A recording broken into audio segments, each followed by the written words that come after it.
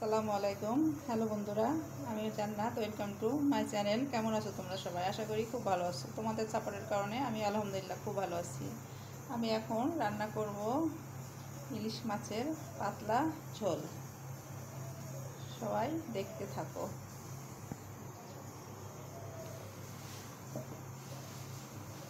প্রথমত লাল মরিচে গুঁড়া দিয়ে দিচ্ছি পরিমাণ মতো হলুদ গুঁড়া দিয়ে দিচ্ছি,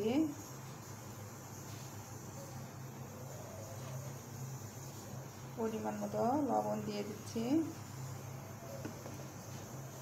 আর একটু সরিষার তেল দিয়ে দিচ্ছি। এখন আমি এগুলা সুন্দর করে ম্যারিনেট করে রাখবো আধা ঘন্টার জন্য।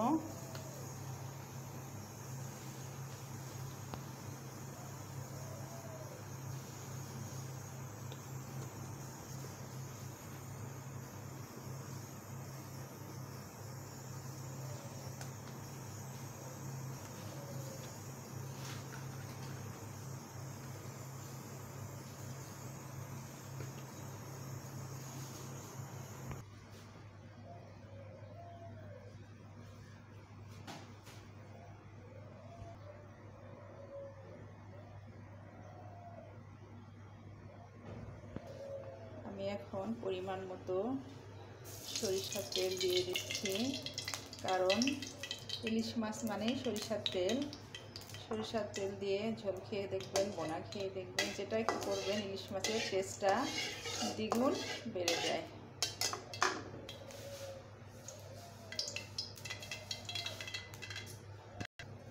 প্রথমত আমি কাঁচা পেঁয়াজ দিয়ে দিলাম, কুচানো পেঁয়াজ,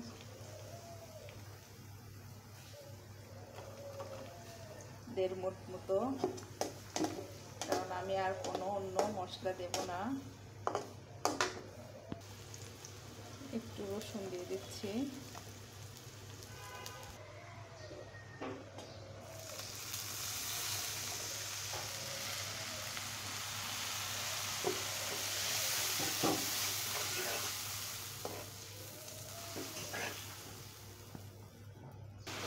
আমার পেঁয়াজটা একটু ফুটে এসেছে। আমি এখন এক করে মাছগুলো দিয়ে দিচ্ছি।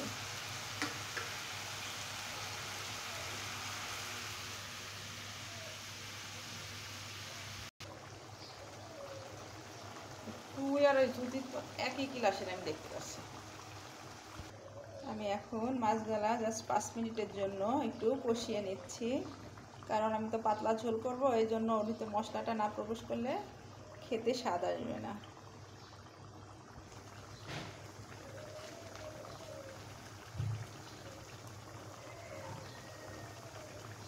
আমি এতদিন ছিলাম আমার বাবার বাড়িতে, 2 দিন আগে ছিলাম আমার বড় ফুপির বাড়িতে, এখন এসেছি আমি আমার বোনের বাসায়। আমার বাসা কবে দেখবেন আপনারা আমি জানি না, দোয়া করেন অবশ্যই, ইনশাআল্লাহ দেখবেন।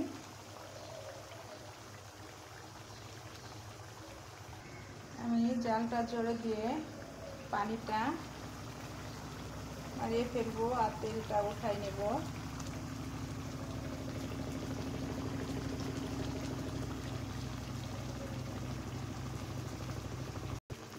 ইলিশ মাছ খুব নরম, তাই এই পর্যায়ে খুন্তি দেওয়ার দরকার নাই, চামচ দেওয়ার দরকার নাই। এভাবে হাত দিয়ে সুন্দর করে ঝাঁকিয়ে নেবেন যেন মাছগুলো না ভেঙে যায়। আমার মাছটা 5 মিনিট কষানো হয়ে গেছে, দেখতেই পাচ্ছ তোমরা, তেলটা ছেড়ে দিয়েছে। আমি এখন সেই যে মাছটারে 5-10 মিনিট আধা ঘন্টার জন্য ম্যারিনেট করে রেখেছিলাম, সেই পানিটা আমি এখন দিয়ে দেবো ঝোলের জন্য।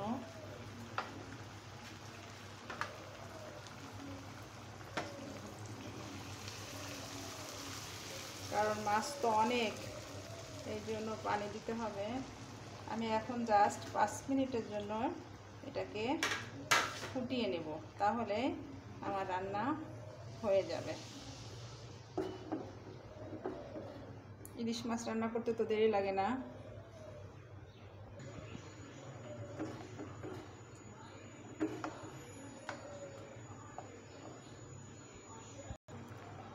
জাস্ট ফ্লেভারের জন্য আমি 3টা কাঁচামরিচ। আমি লবণটা চেক করে দেখলাম অফ ক্যামেরাতে, আমি আর একটু লবণ লাগবে, আমি হালকা একটু লবণ দিয়ে দিচ্ছি।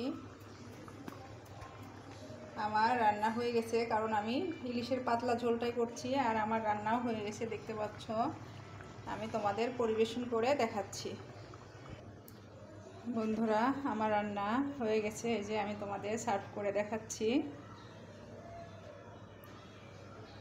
আমার রান্না যদি তোমাদের ভালো লেগে থাকে তাহলে লাইক, কমেন্ট, শেয়ার করো, আর পাশে থাকা বেল আইকনটা অবশ্যই প্রেস করে দিও। তাহলে কি হবে, যখনই নিত্য নতুন ভিডিও আপলোড করব আমি সাথে সাথে নোটিফিকেশন চলে যাবে তোমাদের কাছে। অবশ্যই কমেন্ট করে জানিও কেমন হয়েছে আমার ইলিশের পাতলা ঝোল। যদি ভালো লাগে অবশ্যই কমেন্ট করে প্লিজ প্লিজ সবাই জানিও। সবাই ভালো থাকো, সুস্থ থাকো, এই দোয়া করি। আসসালামু আলাইকুম, আল্লাহ হাফেজ।